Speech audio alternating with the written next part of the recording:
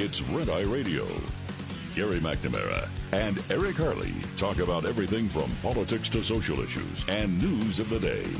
Whether you're up late or you're just starting your day, welcome to the show. From the Uniden America Studios, this is Red Eye Radio. All across the boiling hot world and across America, we are Red Eye Radio. Stupid Republicans making it so hot in the summer. They do that every year.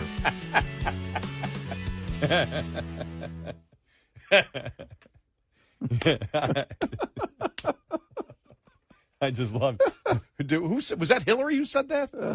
Who said that? Was that Hillary or was that somebody Kamala? Somebody wrote a tongue-in-cheek article, I think at National Review. That was at National Review. Okay, yeah, that was where something I saw it. to that effect. All right. What was it?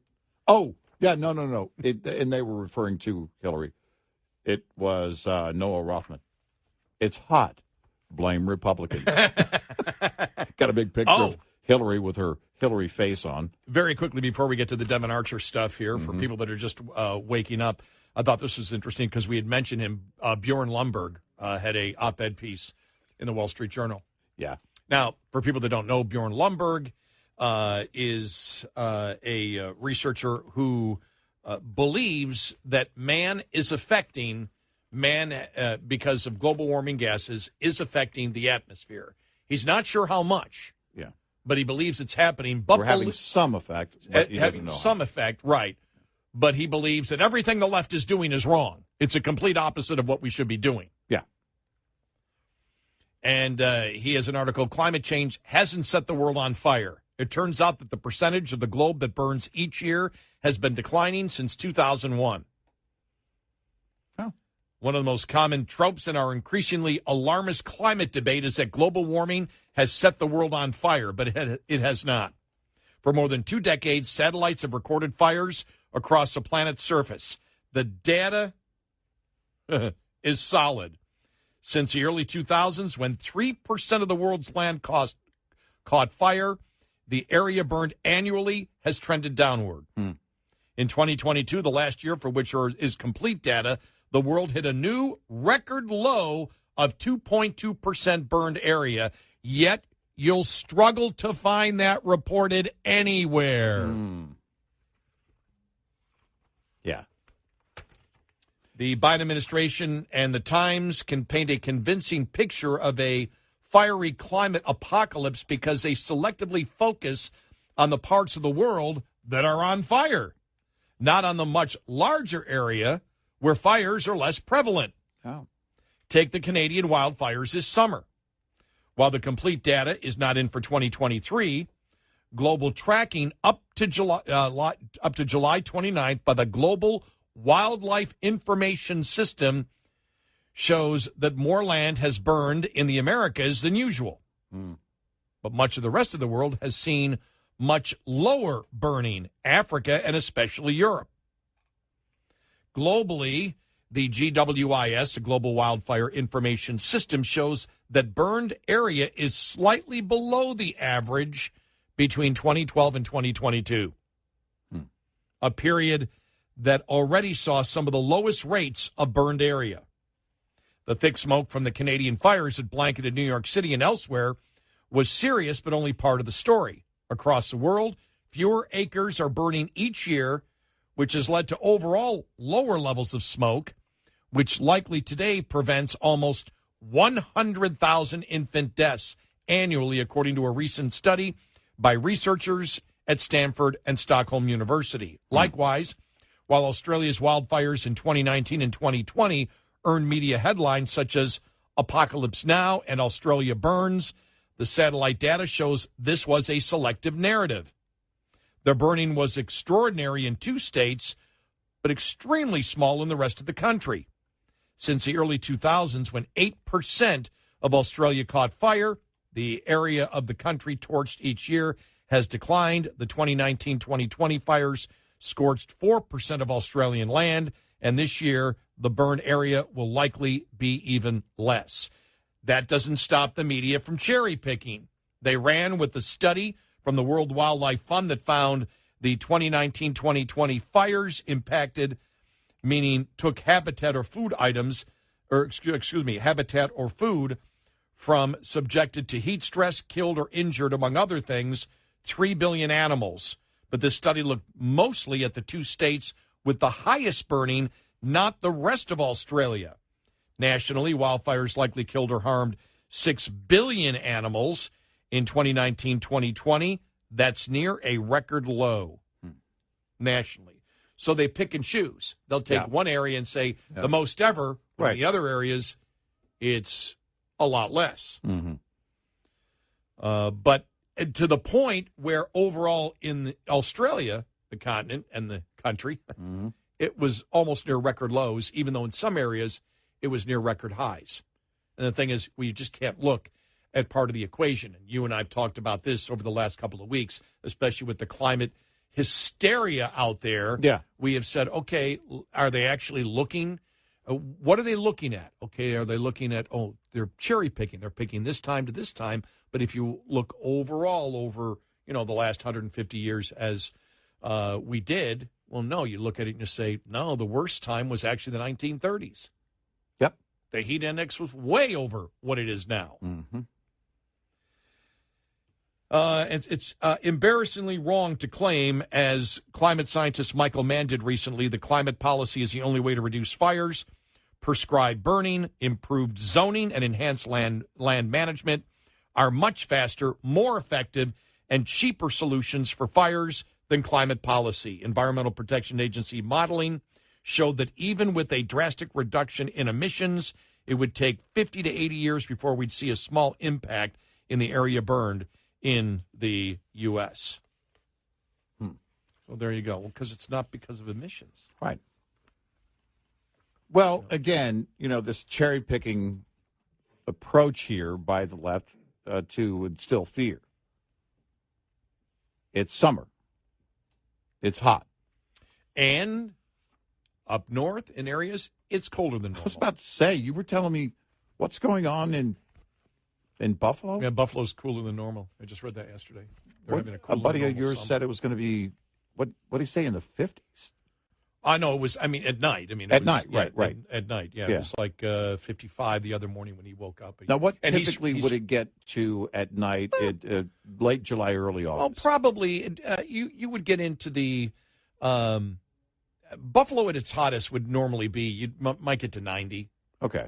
They got to 90 That's at a very hot day. They got to 90, 91 the other day, and then it was like 70 at night. Okay. But normal summer days, I would say probably, if whatever normal is, would be 63 is a low and 82 is a high. All right. With extreme humidity, though. That's actually, where the humidity when it's 78 degrees feels like it's 4,000 degrees out. Right. Yeah. It's right near Lake Erie. So, it can get very humid there. Okay. But let's put it this way. I don't want to complain about Buffalo because all I have to say is humidity, Houston. Any other thing? Are we done? Oh, man, no. We have to go anywhere else. No.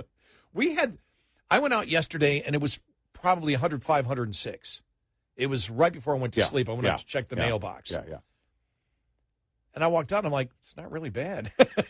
No, it's funny. I told my wife the other day I was walking across a very huge parking lot. I was walking out to the car. She had already gone out to the car ahead of me, and I'm walking out, and I'm like, dude, this was Sunday, and it was the same. It was 102, I think, 103. It's like, I'm actually liking the heat right now. I know people are throwing things at their radio right now, but I actually, the older I get, and this just happens in life with a lot of people, the more I like the heat as opposed to the cold. My wife's the opposite. She always likes it cooler. I love working in the yard when I have the time to take it slow and do that. But in the summer, I just love being outside. So, and when you work these hours, that's what you want. You want more sun exposure. I kind of this time of year, and since June 21st, we've been losing daylight every day, and that's how it works. And I don't like that part of it. I like to have more daylight. But yeah, the humidity was, when I went out, I think was like 21%. Yeah. So it was extremely low. Yeah. And so I went out to get the mail. I'm like, this is okay. Mm-hmm. And then I went back to the pool deck where the sun is hitting the brick. Yeah, right. Is hitting the brick in the pool warm. and the pool deck, and I'm like, Yeah. all right, now this is more oven-like here. I got to get on my roof today because one of my attic vents, one of the solar attic vents, I don't know if it's working or not. I got to get up there and check it. Oh, get up early. I have to wait till the sun's up, obviously, because that's when when the sun hits the panel, it'll kick in, and I got to get up there. You know what I like the most because all our houses are brick where I live, and so what I love is and I haven't done it, but when the sun goes down and I go out and sit on the deck and you can feel the heat if you're like 5 feet away, you're like, what's it on my back? And it's the heat radiating off the bricks, and you can feel it on your skin. That is the coolest feeling. And the other feeling that I like, especially when you get it and I have to do it once because it's such a unique feeling, is when you have one of the hot days like we're going to have. It's going to be, depending where you are here, it's not going to be, the 100 and I think, what did they have yesterday in Phoenix, 112 or 115 on Sunday, 116 last week, 118, 119 a couple times last week. But we had anywhere the next couple of days we're between 105 and 108. Is what we're supposed to be here, depending on where you are in the Metroplex. But what I like is when the humidity is still low and you go out and the sun has set, but it's still like 100 degrees. Yeah. And you go out and it's the dry heat, and you sit out there and it's like the heat encompasses, it's almost like a blanket on your body. Yeah. It's the weirdest feeling, but I love doing it like once or twice a year, going out. You just sit there and you're like, it's not uncomfortable, but it's almost like you're being slow baked. Yeah. But it's night out, so I mean there's no sun. Right. The sun was killer in the morning. I walked out to the front yard yesterday and went, oh. Yeah, but the Phoenix forecast looks crazy. So it looks like today, according to weather.com, 107, 109 tomorrow. Then this weekend, Friday, 114. The same for Saturday, 115 on Sunday. Oh, so they're having a little in Phoenix, little cold front move in. Yeah, cooling down a bit. You guys be careful with that cooler weather. Yeah, that's crazy. I have been in Vegas when it was 114 and we were there for a convention. So I'm walking with a group just a few blocks. But they repave the roads. I'm pretty sure it's daily in Vegas. So it's a new blacktop, and we're walking along the street. And just the radiation, and it was 115 degrees in the afternoon. We're walking to a restaurant a couple of blocks away, 2-3 blocks away. And man, you want to have plenty of sunblock on, or one of those sun umbrellas if you can get it, or a car. I had to look it up, but when I first moved here, because I knew it was like the Labor Day weekend, so it was September 4th of 2000 when I first moved here, and they say the temperature, the official temperature was 110, but where we were, it was 112. Yeah, and we decided to play golf, not on the cart, not on the electric or gas cart, but I took a pull cart where you pull it behind you. Oh, we got to the 15th hole and we're the furthest away from the clubhouse as you can be, and I just said, "You're done. I'm done. I can't do it." And we walked through the woods in order to get, and it was uphill. Oh, man. I'll never forget that. And I just said, never again. Never again. Yeah. Like, how stupid were we? And we could have taken a golf cart. One time. That was a bad decision that day. If I do any exercise in the neighborhood where I'm going to venture out and not be close to the house, it's usually the morning or the evening.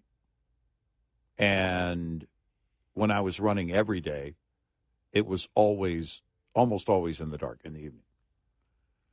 Well, one Saturday, I went out for a run. It was 98 degrees. And about 3 miles in, I was not hydrated enough. It was stupid, but I could feel my heart rate, rapidly rising. And thank goodness I was only about 3 blocks from the house. I went straight home, laid down, cooled down, and drank as much water as I could possibly drink. And I thought to myself, that was stupid as it gets. That's just stupid. I knew better than that. Wow. Yeah. Well, at least Phoenix getting a little break. Only 109 today. 107 today, 109 tomorrow. 107. Yeah. Whoa. Yeah. Be we careful. may beat that today. Yeah, maybe. 866-90 Red Eye. Back in March, Agriculture Secretary Tom Vilsack announced the first projects to be funded under the Community Wildfire Defense Grant Program, a program designed to better manage our national treasure, mitigate the risk of catastrophic wildfires, and protect life and property. Last year, grants totaling $197 million went out to help fund 99 projects along those lines. This week, Secretary Vilsack says USDA is accepting once again grant and project proposals from communities, tribes, and others for Year 2 of the Community Wildfire Defense Grant Program. Vilsack made the announcement in Portland, Oregon Monday. He said the Agriculture Department this time is allocating up to $250 million for proposed projects to reduce the risk of wildfires. Gary Crawford for the U.S. Department of Agriculture. This report is made possible by Cenex Roadmaster XL Premium Diesel and Citgo Lubricants. Lines open for your calls.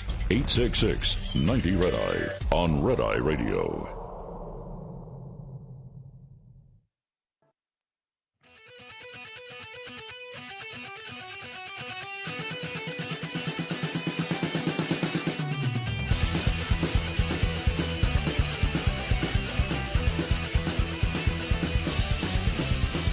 It's Red Eye Radio. He's Eric Harley, and I'm Gary McNamara.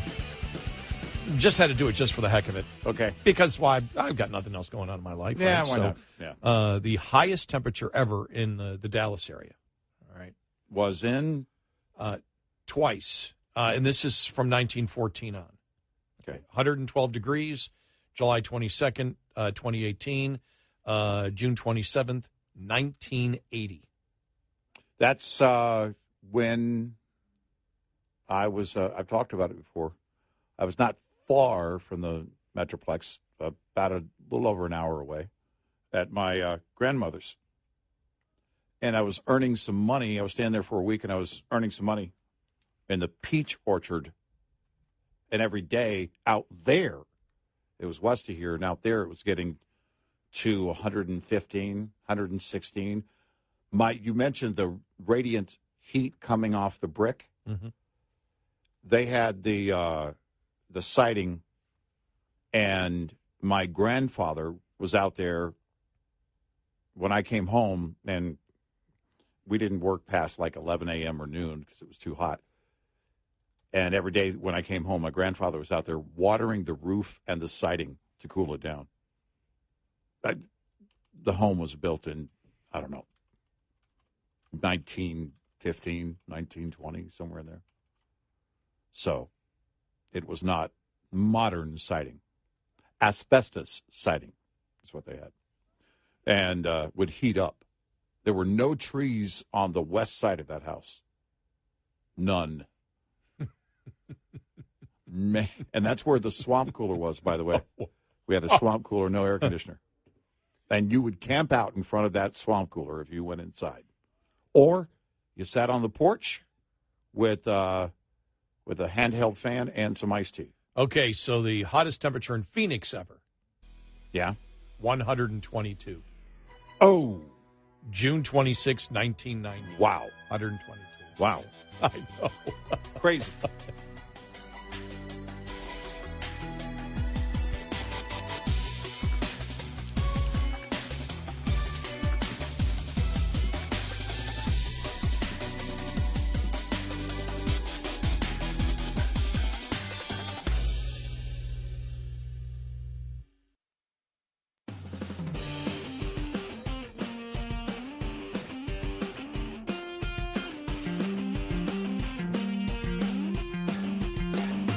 5 hours a night. And still not enough. Listen to our podcast, available on the app and on our website, rediradioshow.com.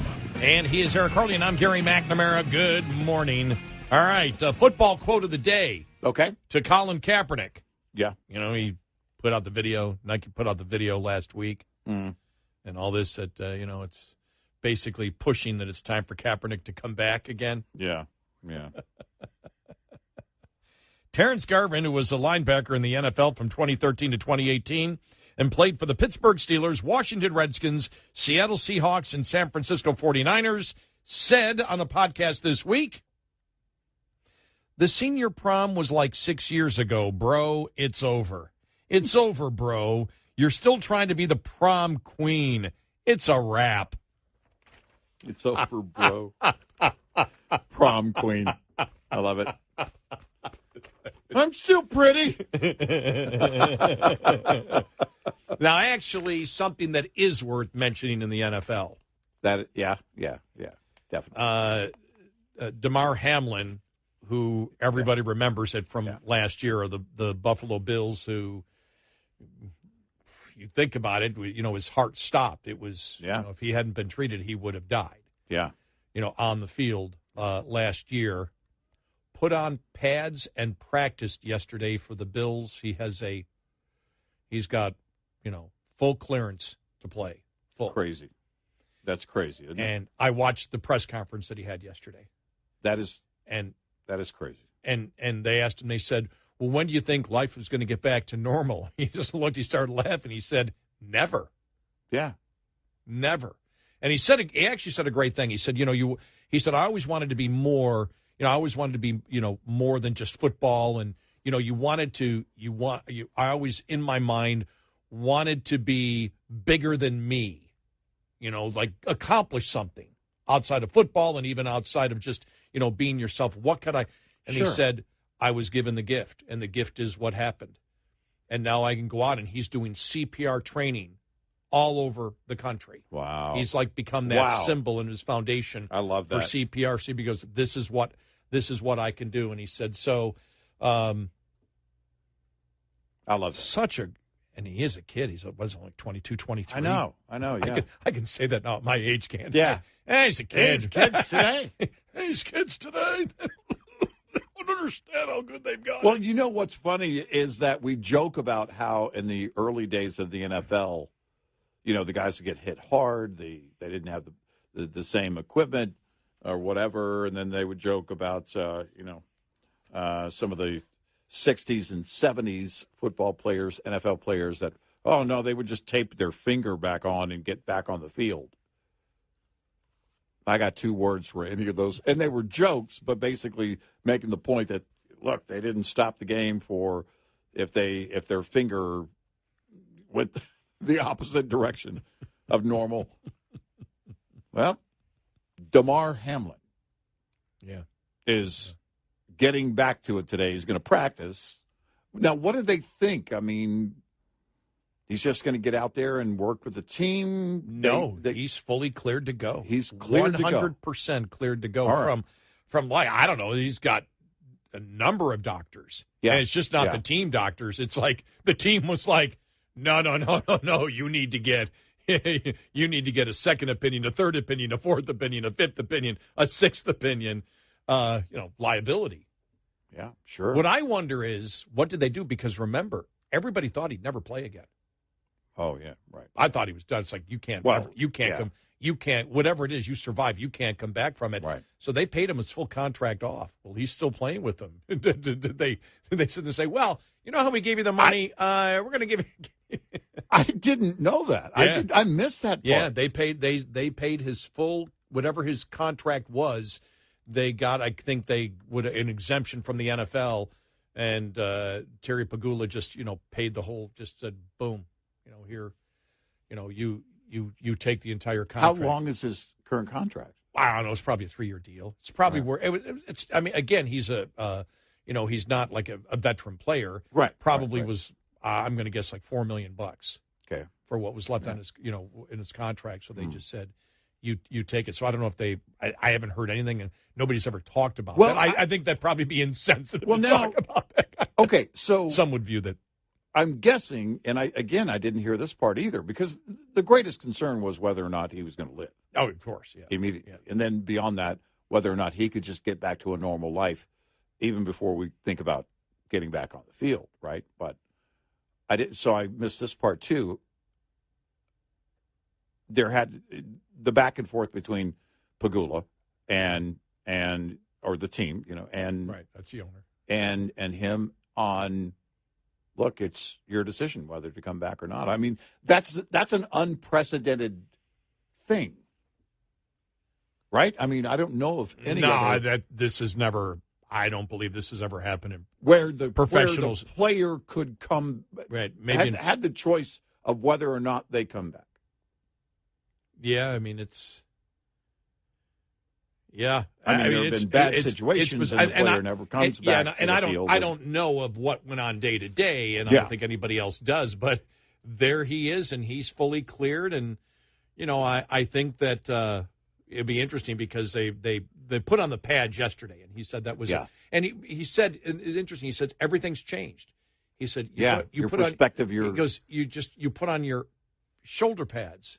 Yeah. It's like I'm putting on my shoulder pads. Right. I'm putting on my jersey. Right. And, I'm putting in my mouthpiece. I'm putting on my helmet. He goes, each thing that you do every day, there's a new appreciation of just those simple things that you never think of. Just putting on your equipment to go out there. He goes, everything is something that you are much, you realize those moments and what they mean. It's not just getting ready to do it. It's like, wow, this was all supposed to be gone, and I should be dead. Yeah, and never thought of playing football again because he went through.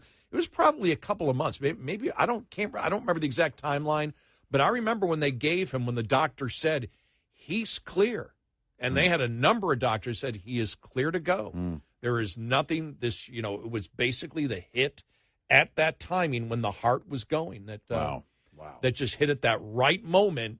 That if it's get hit at that right moment in the middle of that beat with 1 in a million people, your heart stops.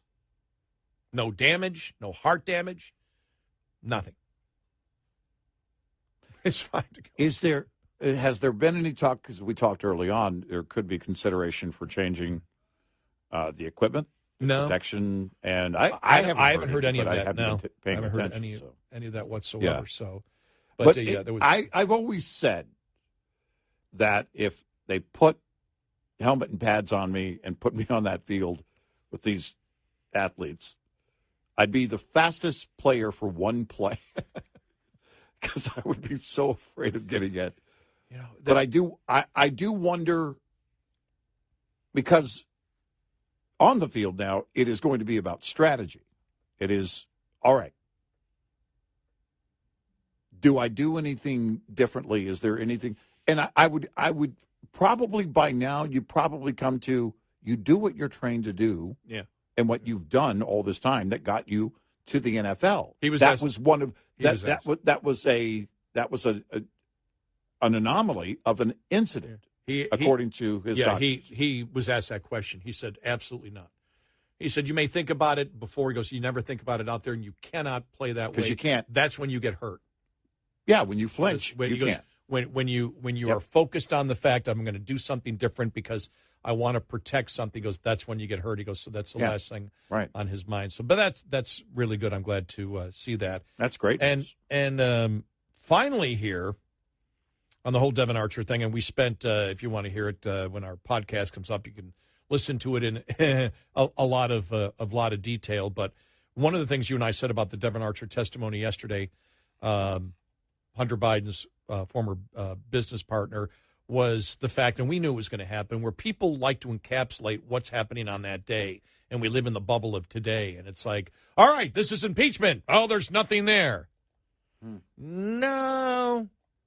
What it was in that one day was, again, bad for the Bidens, bad for Joe Biden, and it moved it in the direction and continued moving in the direction of real bad stuff for Joe Biden. That's where it's going. The defense from Representative Goldman was pretty useless. He couldn't even, what do you think about this? Well, I don't know what the president said here, but what I think, and it's like, no, sorry. You can't do that. It was bad. There is no reason that if you're talking to, again, as Jonathan Turley put it, very corrupt people, that you call your father, who's the vice president, just to say hi. Yeah, right. Those things aren't done. Michael Reagan said it. 8 years my father was president. You think I ever was with anybody I was doing business with and called my father to get on the phone with them? Democrats would have been all over my father and all over me if we did that. He goes, that's not done. Well, that's and first and foremost, I'd be thinking, my gosh, what would my dad say if I asked him to do that? Right. You know, I mean, you know what the clear boundaries are. You should. But as things get worse for the Democrats, they keep gaslighting more. Oh, see, it showed nothing happened. No, it shows just the opposite. But the biggest problem, and I think the biggest problem, this has to be recognized, because all of this is a political process. It's not a criminal justice process here at the moment. Right. That is already majorly flawed in this country right now, that process. Right. If you've seen what the Justice Department has done lately. But the biggest problem here is right there, the latest poll. 60% say Joe Biden is covering up his involvement in the family deals. And the worst part of it is, because 60% of voters believe President Biden is working to cover up his involvement in his family business dealings with foreign adversaries. But specifically, 60% said they believe Joe Biden has been part of an illegal cover-up to hide his involvement in his son's foreign business deals. That's the way the question was asked. Huh. That's a massive number. That's a huge problem, because everybody's living in the bubble. The media is living in the bubble of today, especially the mainstream media. Mm-hmm. Oh, this thing, as if the only thing that the Republicans have, or the only evidence that exists, was Devin Archer yesterday, and everything's being judged absolutely on Devin Archer. I mean, you can't do that. Yeah. You have to look at the laptop, the whistleblowers, the 1023, and the money trail, which is the suspicious activity reports, which now we believe there's, from what Comer said on Sunday and doing the addition, we believe either between 170 and 200 suspicious activity reports, which means banks flagged bank accounts and money flowing through certain bank accounts. Mm-hmm. And the reason the banks do that, it's required to do it because you're looking for money laundering, and you wish to report it because you don't want to be accused of being part of the money laundering, you as the bank. Right. And so that's a huge problem, and that's probably where this is all going to be decided. That will be the ultimate nail in the, and I'll say not criminal justice, but maybe the criminal justice side of it, but the political side of it, the political coffin. Yeah. And so we'll see where it goes over the next month. I don't know. Nothing really on tap this week. Congress is out of session for a while, and we'll see what happens. But it was not a good day for the Bidens. No, it wasn't. It keeps closing in on them, and there's really no hope of that direction reversing. 866-90-RED-EYE. Get in touch with Red Eye Radio, toll free at 866-90-RED-EYE.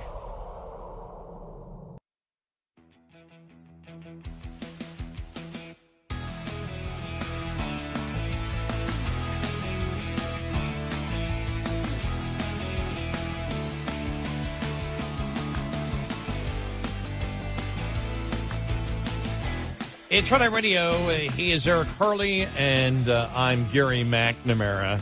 I'm really interested to see what happens over the next week, or whether things just go quiet for the entire month of August. I mean, is everything going to go quiet now on the whole Hunter Biden? I wonder. Hunter Biden thing. I mean, it's well, and is the I wondered this yesterday. Is the GOP putting together basically the case, and they're discussing? Clearly, the Speaker of the House is Kevin McCarthy is discussing, he's brought it up, the idea of an impeachment inquiry. Are they putting everything together and then in the timing, just September, whenever, October, as they get this together and they get back from, their August break, and then they start to move closer to that? I don't know. Question is the money trail. How much do they have right now available to them? And how soon can they move on that? Comer has said there's a lot of the SARS stuff we can't share. So I'm guessing they're trying to learn as much as possible so that they can use as much as possible during an impeachment process. But some of that they can't divulge right now. How much of that might change?